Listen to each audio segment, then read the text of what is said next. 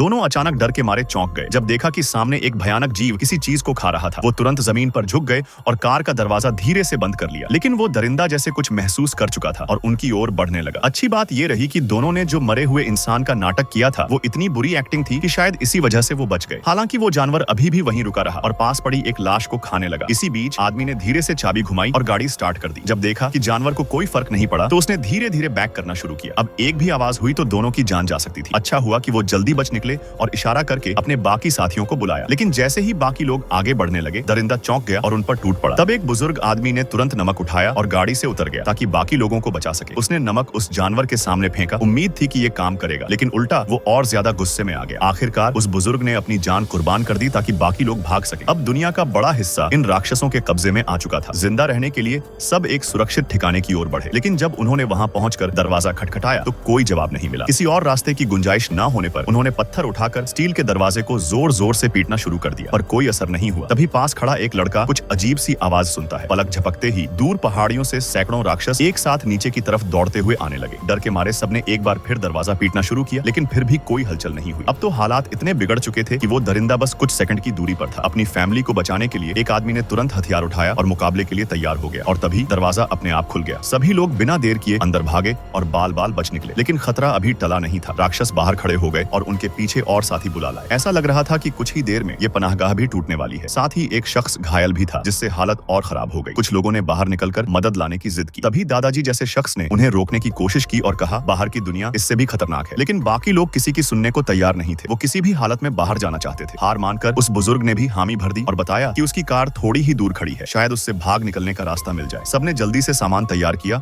और एक आदमी ने दरवाजा खोला। जब दरिंदा हमला करने ही वाला था, वो भागकर पीछे वाले दरवाजे की ओर बढ़ गए और सबको साथ ले गए। काफी दूर पैदल चलने के बाद वो उस कार तक पहुंच गए, लेकिन जैसे ही सब गाड़ी में बैठे एक औरत ने देखा कि राक्षस उनका पीछा करते करते आ चुके हैं। और सबसे बुरी बात, अब गाड़ी स्टार्ट ही नहीं हो रही थी। ऐसे में एक पल भी रुकना मौत को बुलावा देने जैसा था। तभी उस औरत ने बंदूक छीन ली और खुद गाड़ी से नीचे कूद गई। उसने सबको आदेश दिया कि वो भाग जाएं, क्योंकि उसे पता था कि वो खुद पहले से इन्फेक्टेड थी और अगर रास्ते में वो किसी पर हमला कर बैठी तो सबकी जान जा सकती थी। वो अपने आखिरी कुछ सेकंड सबको बचाने में लगाना चाहती थी। बाकियों ने उसकी बात समझी और जल्दी से गाड़ी में बैठकर निकल गए, और इस तरह उसकी कुर्बानी ने सबकी जान बचा दी।